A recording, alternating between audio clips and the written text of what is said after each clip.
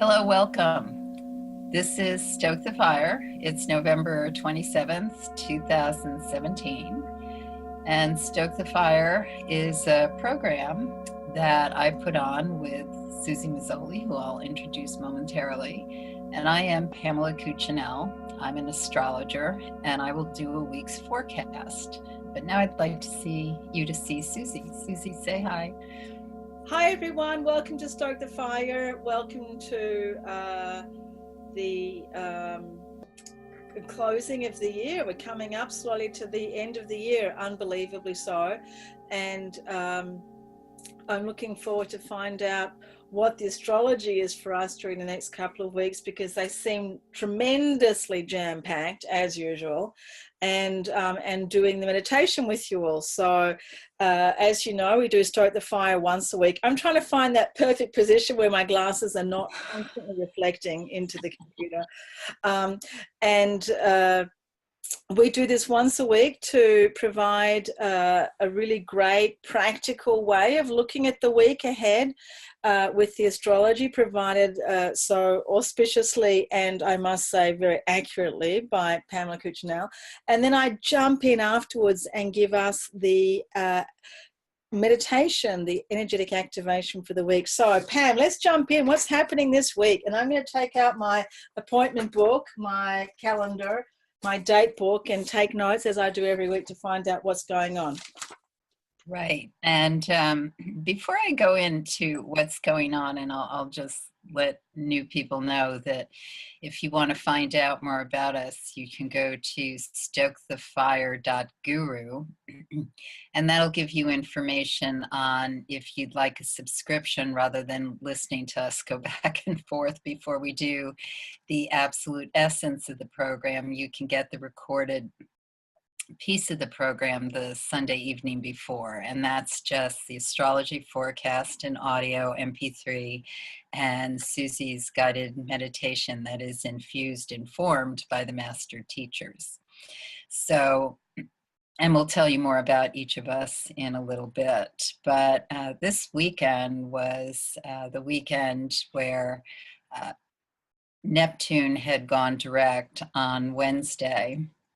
And so the weekend, the Thursday, Friday, Saturday, Sunday in the United States, there's recognition for Thanksgiving or Indigenous People Day, depending on who you are or where you are. Or actually, I was talking with a vegan this morning, and she was saying Thanksgiving is not her favorite holiday because of the whole turkey thing.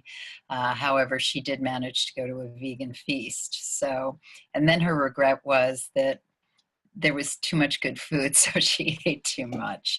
So it's just one of those crazy holidays, which is, I think, part of the whole. Now I will start going into astrology, because this whole holiday season reflects in many, many different religions, but also cultures, very ancient cultures. And it was called Saturnalia by the Romans and prior to the Greeks. And it was basically beginning the whole harvest celebration into the gathering to collect for winter, and a lot of festivities based on the bounty of the harvest, but also the thanks of the harvest. So that's really the origin of Thanksgiving from an even older piece, and why many nations, cultures do a celebration about harvest and giving thanks to, depending on the culture, the gods, goddesses who were responsible for this harvest, but also the root is always to the earth Gaia, as she's known in Greco-Roman culture, but the giver of what we receive, Earth herself. So here we are, November 27th, and for those of you who got the recording the night before, you know that we are in the moon in Pisces, and the moon in Pisces basically is carrying us through early tomorrow morning, actually Tuesday morning. So, what's Monday about? One of the things that's happening every time the moon is in the sign of Pisces is she's going to be in direct line at some point in her travels as she moves across the sky with the planet Neptune, because Neptune is in Pisces. So, when she passes Neptune in what we call a conjunction, where from our perspective you see the moon and way back in space is Neptune, then we are really getting that whammy of a very uber Pisces moon. And pretty much what that means is when the moon is in the sign of Pisces, we have a very strong, ramped up feeling octave where we're really connecting and we're really sensitive to what's below the surface. The other thing that's really huge right now with Neptune and Pisces, and will continue to be as we go forward, is people are starting to recognize more and more something which has always been rather obvious, but now with Neptune and Pisces is becoming really obvious. And that is that water is our most precious commodity. Neptune was the god of the sea, and Pisces is the sign of the two fishes swimming in opposite directions.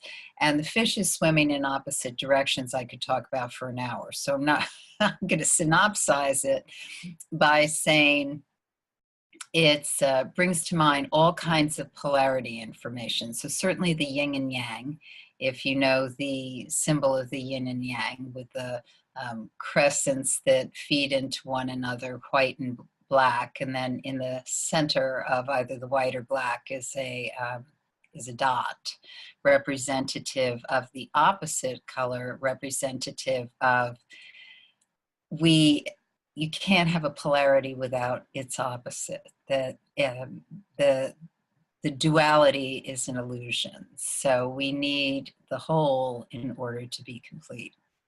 So the fishes swimming in opposite directions are indicative of this.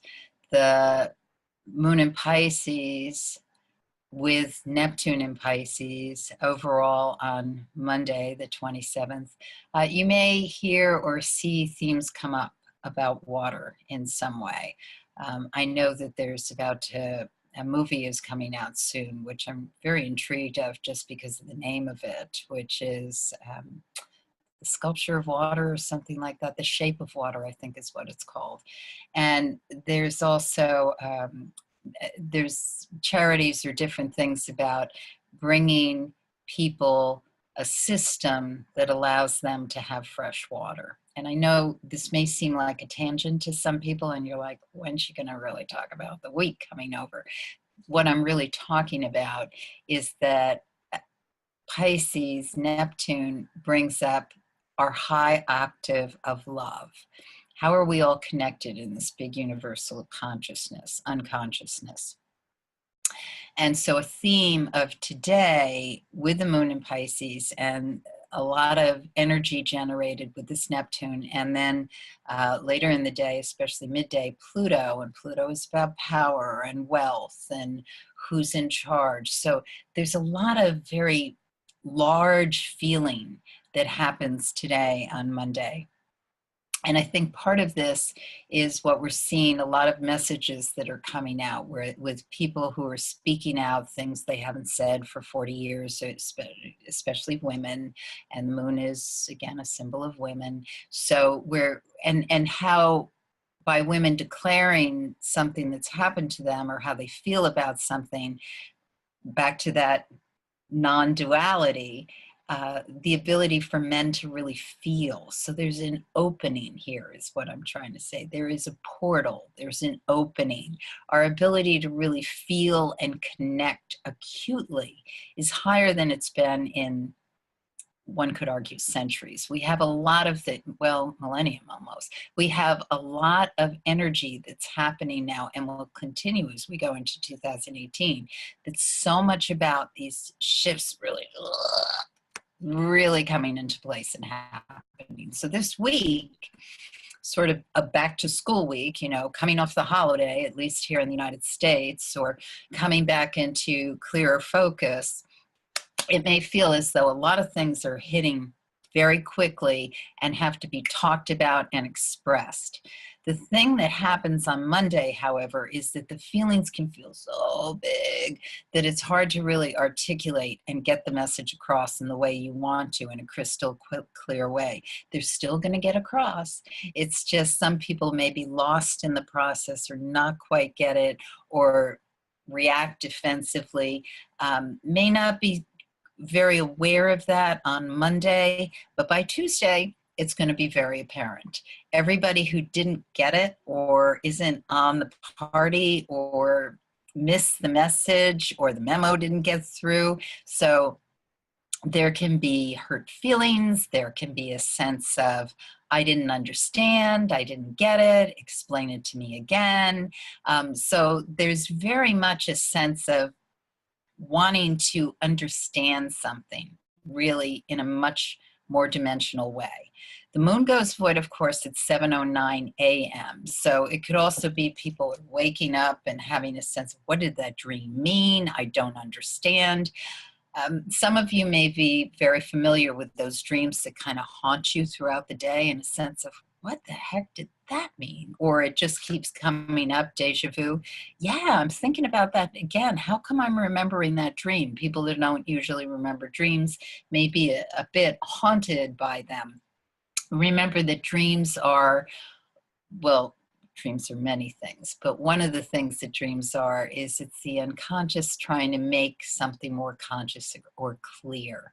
So there can be some kind of message or information that's working its way through, and the important thing is to just let it bubble up again, look at it. Don't try to figure it out. Don't try to go up here. Up here is never going to solve it. It's about here. It's about even lower in the solar plexus. It's very much about, how does this feel? What am I sensing here? What's the level of safety or comfort? What does this mean to me?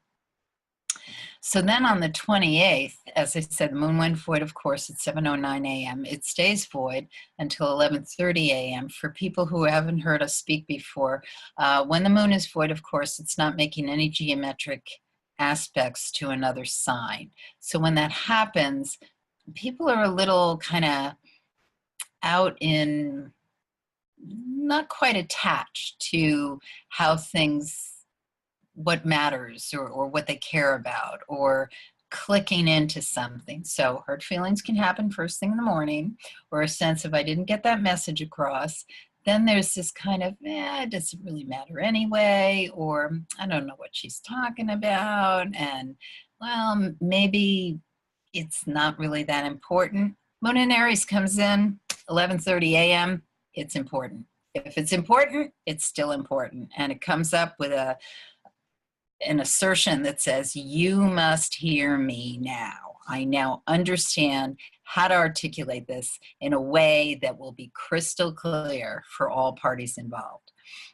So there's very much, for those of you who have something you want to get across, something you want to declare, something you want to make clear, some kind of information that has to go out there. This is especially meaningful with neighbors, with siblings, with someone with whom you have a affinity about something, that it's important to educate them in a way that you're all on the same page. It's going to really come out. It's really going to be there. So it doesn't have to be like aggressive or angry, but it's a wonderful time to get a message across, to get something across that you really need to say. Because what's happening is that Neptune is direct. We sort of have been slow cooked or infused with this Pisces energy that was kind of like, what do I really care, feel, want? And with that in the system, then when it comes up to center stage, it's out there. It must be said, it must be declared, and it must be heard. So it's really a very dynamic time for something that needs to be said, air that needs to be cleared, go after a business thing that you're interested in, or cause or something that is really important for you to put your foot out and make happen. This is also true on Wednesday.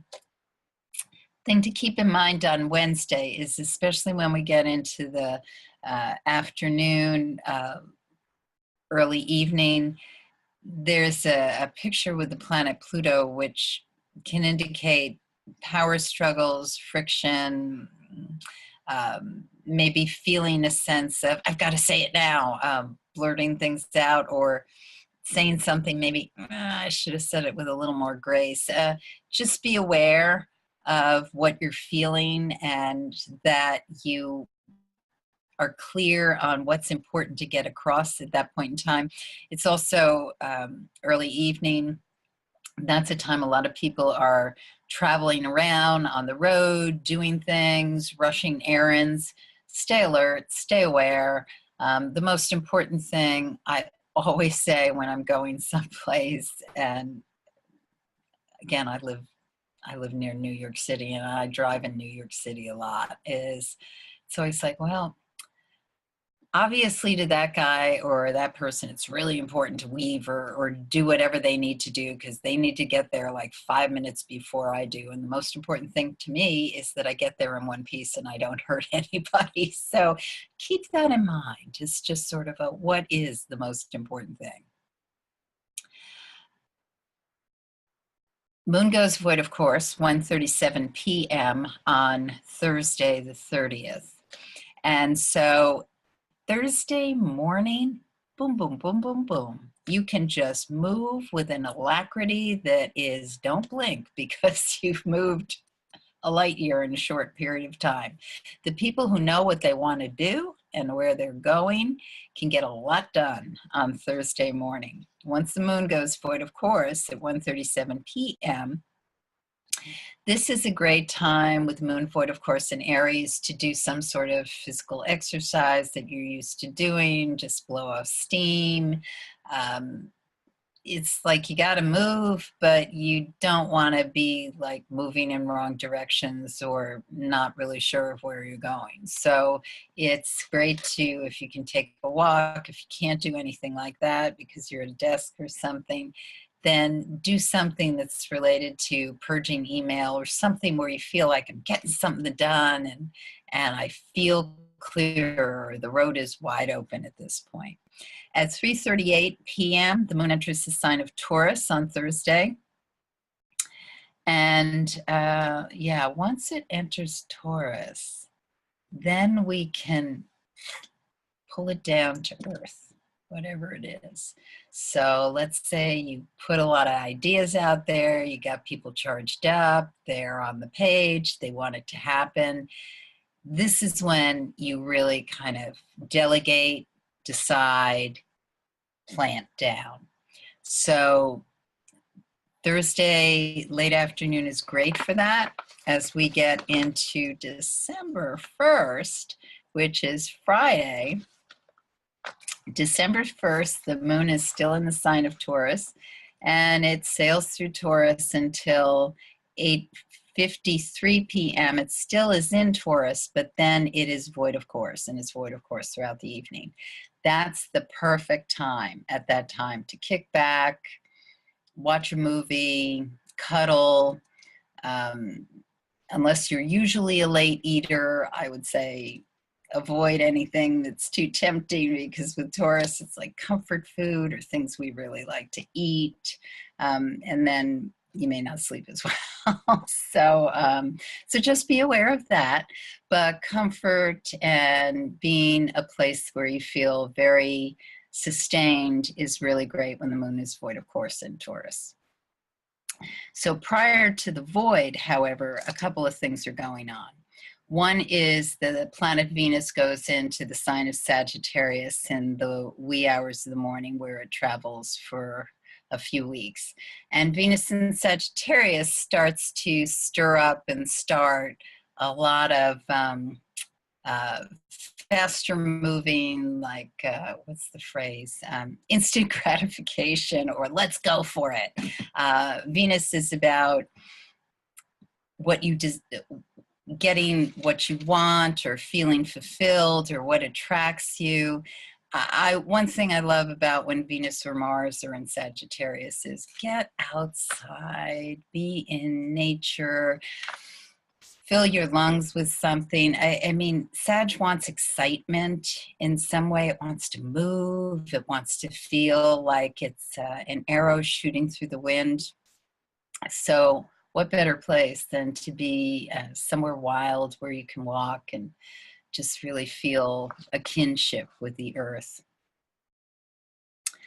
For some people, it's about taking risks and gambling, and that's another way to do it. One of the other things to be aware of in the early morning on Friday is just there's a Mars-Uranus configuration. It's another one of those reminders about just slow down, be aware of where you are in your surroundings. So then Saturday, the moon enters the sign of Gemini at 4:21 p.m. So what that means is that the early part of the day, the moon is in the sign of Taurus. So please just, it's a wonderful time to just savor. Moon in Taurus void, of course, is asking you to savor, enjoy being in your body, enjoy being alive. It's such a pleasure. Maybe take a time out from electronics and just do things that allow you to feel, touch, smell, eat, visualize. That's just so juicy, and really just savor life. Once the moon is in the sign of Gemini, things start moving. So at that point in time, we are cracking. We are moving very quickly. We are going in certain directions. And if you took the time to really savor and reflect in the early part of the day, you're going to be a lot clearer about what it is you want to do in the later part of the day and Sunday. The other thing I want to mention is that there's a picture in the sky between Jupiter and Neptune. Late evening on Saturday. This is just a lovely vibe. Meditate on peace, project out love, be with people you really care about, amplify the love. Full moon occurs at 10:47 a.m. on Sunday morning. That's when it's exactly full. It's a full moon in Gemini. I will write more about this on the blog. I'll send you a little note about it. Mercury goes retrograde this day. Mercury retrograde with another configuration between the Sun and Neptune. A lot of confusion can happen on Sunday the 3rd. So minimize what you're doing, assume nothing, and it wouldn't be a day that I would recommend to send out a big e-blast or messages or invitations or anything. It's a day that's really asking us to go within, be internal, reflect, and connect any way possible with what you're really trying to say. There's so much information out in the world, and sometimes we're a little bereft of knowledge. So the full moon in Gemini is really asking that you use the information to inform your wisdom, and if it doesn't, then it's something to take note of, but not necessarily embrace. So I'm going to turn it over to Susie. Thank you. Yes, I am unmuted. So full moon in Gemini on Sunday. And Pam, I just want to ask you, you said something about the beginning, when you're at the very beginning of the week, that it's the time of, did you say greatest awareness or greatest ability in millennia?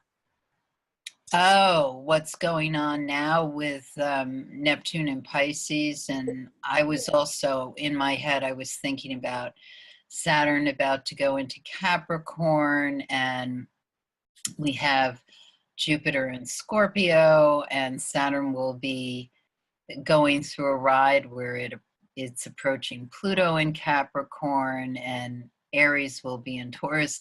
That's all 2018. It's, yeah, millennium, big stuff. And it's the greatest time of, what was the word that you used? The greatest time of? Uh, I have been reflecting and thinking a lot about an awareness of our connectivity. You know, it's kind of ironic in that we're so much focused on our connectivity with the internet, and now in the States at least there's a lot of talk about net neutrality, and once again, you know, who really has the right to information, as they start to argue in Congress about if corporations will be able to determine who can actually pay for more information. And that all seems very important, and I'm not saying it's not, but it's really the connectivity of how Ham in New York is connected to someone else in Nigeria, and you know how we are a web of humans and actually animals and plant. And, you know, we're all so connected, and what we do to one or anything does have a reverberation and effect on another. And that's why I think water has become and will continue to become something that we are very critically aware of, because you can have a nuclear explosion in Japan, Fukushima, and of course within years that's affecting our entire oceans, which affects everything.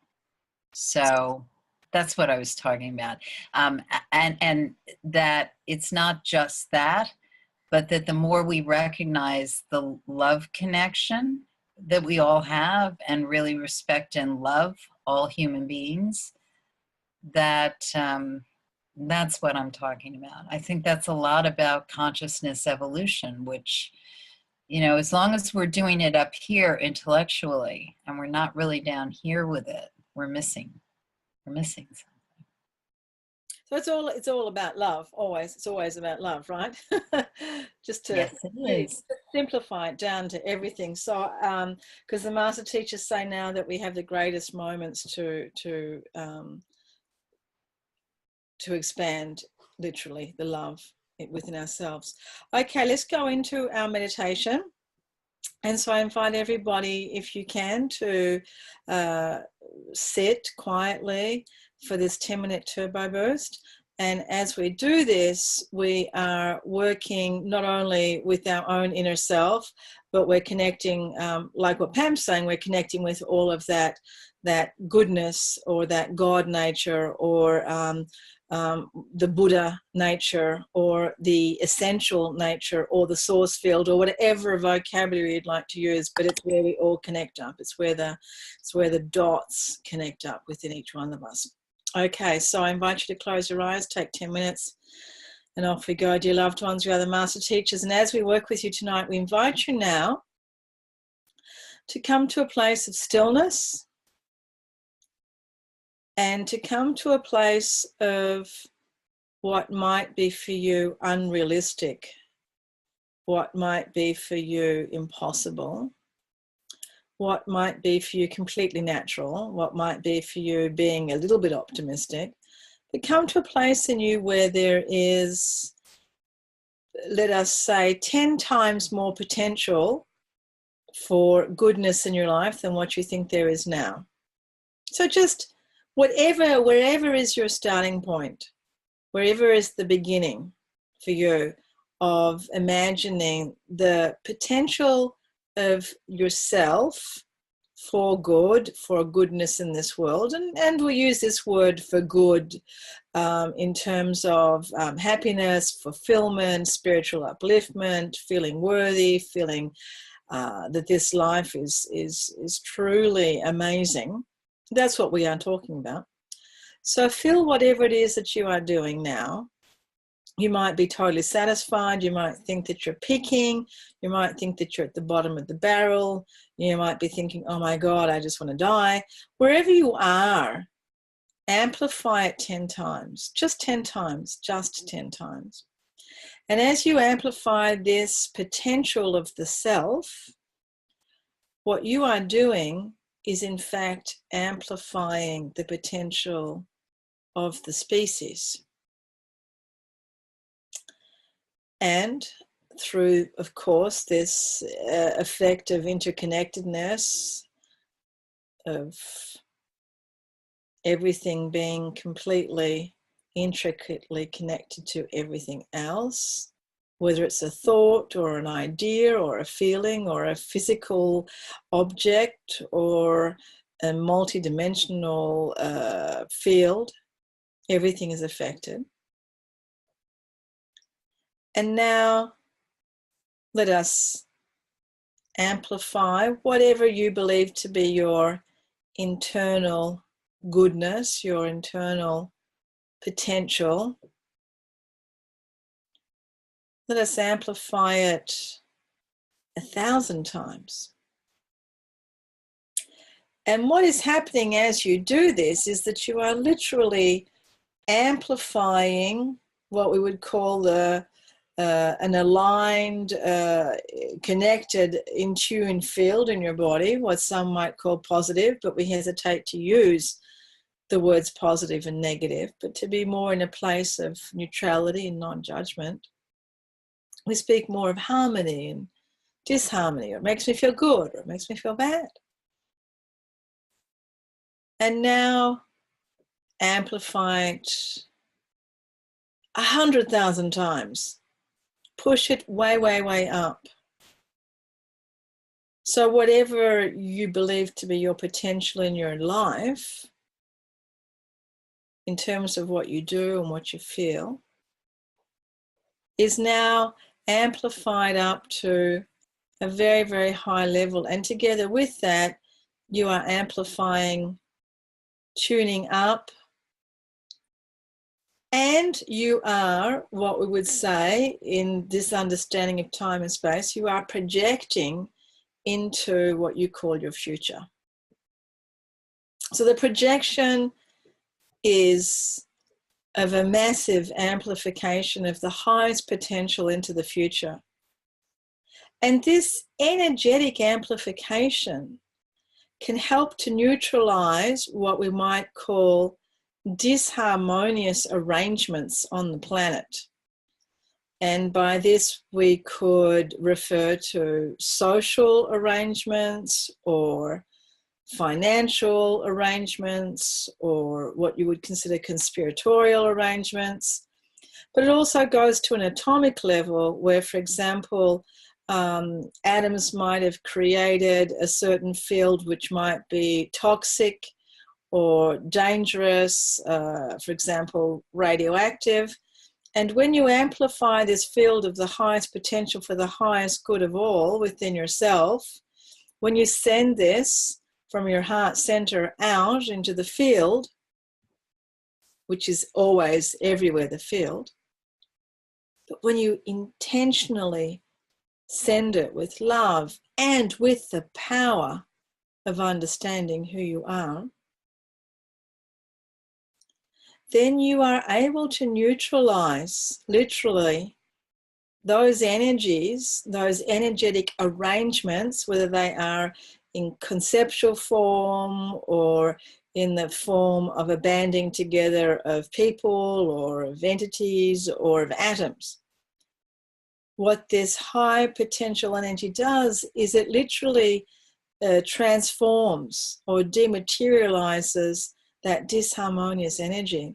So it is not that you are protecting yourself or that you are working to rid the planet of evil or working to rid the planet of toxins and dangerous plastics, etc., etc. But what you are doing is you are technically increasing the highest beneficent quality of life, of energy, of potential as a human being connected to all that is.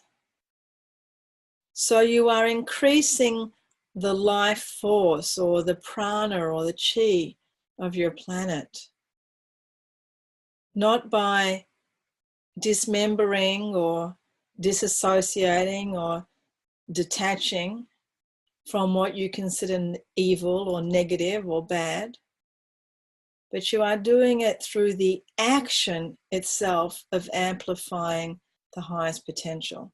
Now, this, dear loved ones, might seem insignificant to you, but this is a profound and huge difference within your spiritual understanding, because it comes fearlessly, non-judgmentally, from unconditional love. Let us increase the frequencies as we do this.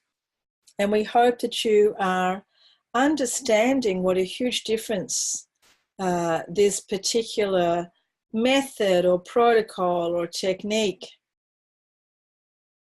has, because it is not identifying negative and positive. It is not saying, I don't like this negative arrangement and it doesn't do well by me, and if I eat this I will die, or if I stand next to you, you will kill me.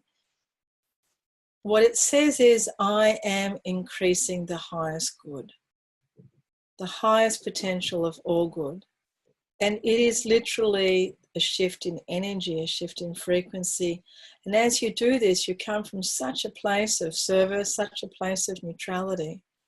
And as you're feeling this energy rising now in your being, there is a quantum leap, so to speak, in awareness, in the capacity, in the ability to love. And what is really quite interesting is there becomes a transparency. So if you are a more guarded or more secret or more cautious person, you will feel this dissolving more or less into a place of peace, into a place of calmness. And the need to be in control and the need to constantly be in this state of highest nervous awareness is able to just relax and come into a place of harmony. And in this place of harmony, of course, the human body is in its most happiest state in terms of its vital force and health. It is where the immune system is booming along, having a great time. It is where you are able to transcend matter, transform molecules, literally. And in this highest state of being, you are able to generate literally a new platform where human consciousness can exist without suffering, without what you would call pain, without confusion. It is a state where there is no longer the polarity, but where there is the continuous and constant state of harmony, of awareness, of peace, of love. And you are sending this awareness now into every single cell of your body and into the field around you in every direction for the highest good of all.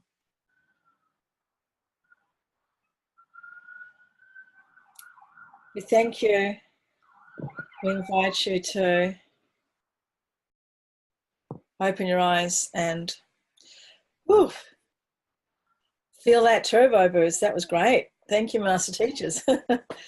Yeah, that was great. I needed that. So, all right. So that's Stoke the Fire. That's what we do.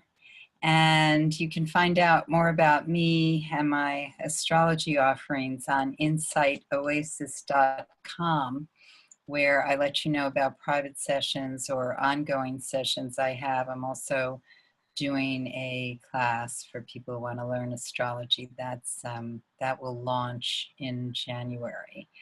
but I would love to see you. Stokethefire.guru. You can find out about how to get the encapsulated essence of our call. We have a couple of specials happening where you can try it for 6 weeks for half price, or you can sign up for a year and then you get a complimentary session with either Susie or myself. Susie, why don't you tell our audience about your work and where to find you? So you can find me at susiemazzoli-healer.com. And if you'd like to do a private session, I do hands-on healing work and counseling and guidance. Also, I've been teaching healers for many, many years now. I have a school, the Art of Energetic Healing School, which is in New York, in Manhattan, also available online, also upstate New York, and next year I will also be teaching in Los Angeles, in Hollywood, at the Beehive, where basically it's a 12-month course, and we meet once a month. In Los Angeles, we'll have a little bit of a different structure where we'll meet every couple of months. And I look forward to hearing from you if you'd like to study with me. It's definitely a year of expansion and fun, and of always very, very fascinating and interesting people coming together. And I also lead spiritual pilgrimages, journeys overseas.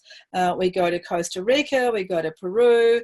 Our next upcoming trip is actually to France, to the region of the Languedoc where Mary Magdalene apparently lived, and we'll be studying the Cathars, the Knights Templar. So if you're interested, contact me at susiemazzoli.com. susiemazzolihealer.com, and I look forward to seeing everyone next week. Hope you have a great week, Pam, and I hope that we all smoothly surf through the full moon and Mercury retrograde. It'll be what it is. All right, we're Stoke the Fire. See you next week.